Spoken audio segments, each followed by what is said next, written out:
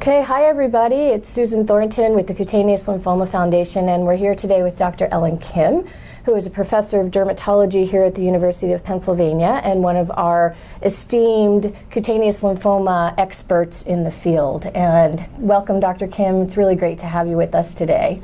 Thank you, Susan. I'm glad to be here. Yeah, it's great to have you. So maybe you can share, before we jump in, a little bit about the University of Pennsylvania and your practice here in cutaneous lymphomas. I know you all have been serving patients for a really long time.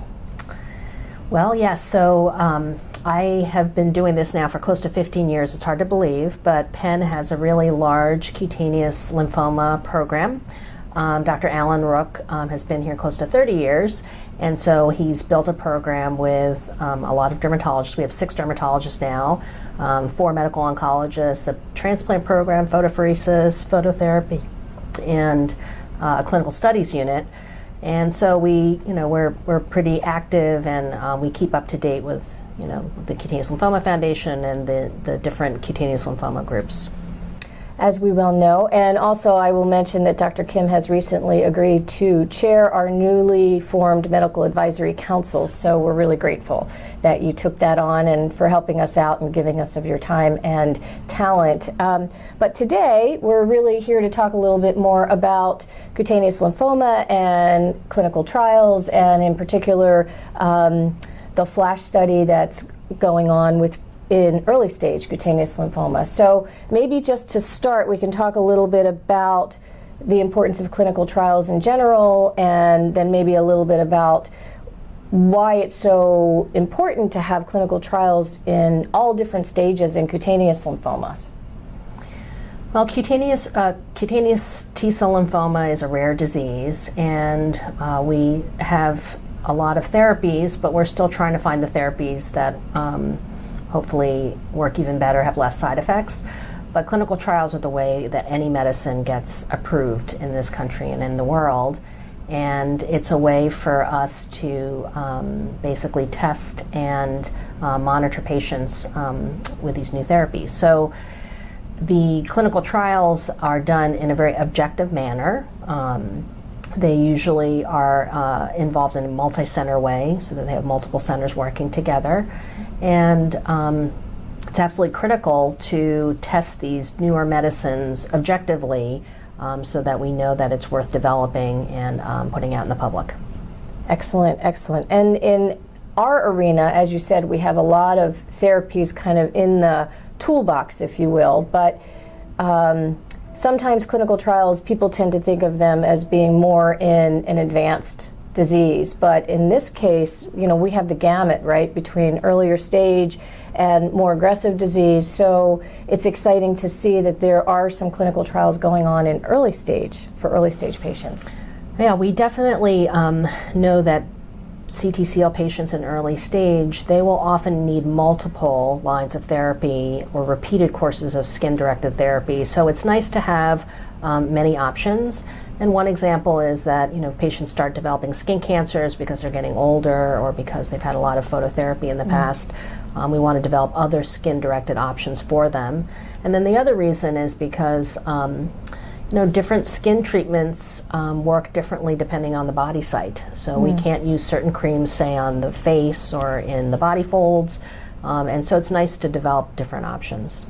Excellent, excellent. So let's see, I'm just looking at my notes here, but you are the principal investigator for the FLASH study, which is for early stage mycosis fungoides patients, and it's a different kind of form of light therapy, right? So maybe you can share a little bit with everybody about what it means to be the principal investigator. What does that mean? And then kind of what is so interesting about this particular study? So clinical trials, the most effective ones do involve multiple centers so that we get a diversity of patients throughout the country. And a clinical trial really depends on collaboration between all the centers. So at each site, there is such thing as a site principal investigator who is responsible for the oversight and the and how well the trial's conducted locally for recruiting patients and treating patients.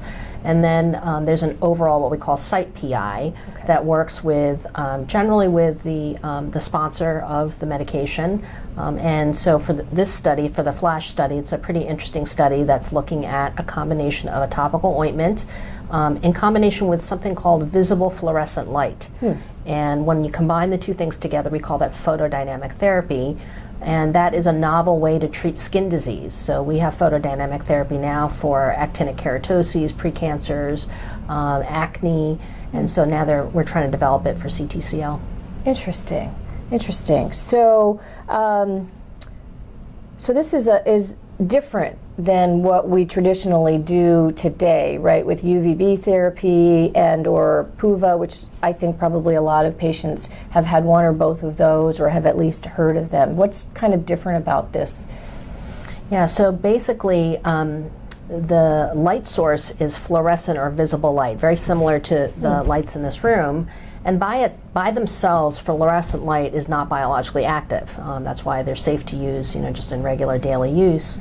But they've observed that if you use a photosensitizer, and in this case they're using a topical agent, it's called Hypericin, and if they put that on the skin, cover the skin for 12 to 24 hours, and then shine the fluorescent light, so it looks very similar to a regular light box. It's a panel of fluorescent light bulbs.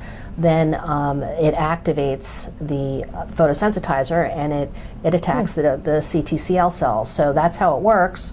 The main advantage is that it possibly has less of some of the side effects that traditional phototherapy has. So the most well-known side effect for people who have lots and lots of phototherapy over the years, they have a higher risk of skin cancer. And this photodynamic therapy, the mechanism by which it works, it has a lower risk or no risk of that. So that's what makes it so interesting. Interesting, and especially so for someone like me who has very fair skin, who has a history in my family since I'm sort of a Northern European mutt in my DNA, but very susceptible to skin cancer in a normal lifespan. But because I've also had a lot of phototherapy, my risk is probably much higher, especially as I age. So potentially this would be a good treatment for me if I were to need it. That's right. And if somebody says they have a history of melanoma, or if they're getting a lot of new skin cancers, then it would be a good option to think about. That's great. That's great. So, so again, I guess I can ask, what's your personal experience been in working with the trial? So, at our site, we've had a handful of patients enroll, and I can say confidently that it's well tolerated. It's a well tolerated therapy. Patients come in twice a week, so the schedule's similar to traditional phototherapy. They seem to tolerate the medicine, the ointment. And the main side effect, because basically the higher the time or the higher the dose that you receive of the light treatments, then eventually you can get a little bit of a sunburn-like reaction. And so we monitor for that. And so some patients experience that, but it seems to be mild and reasonable. And so far we're seeing favorable results. Now we have to wait for the full trial to come out. Right.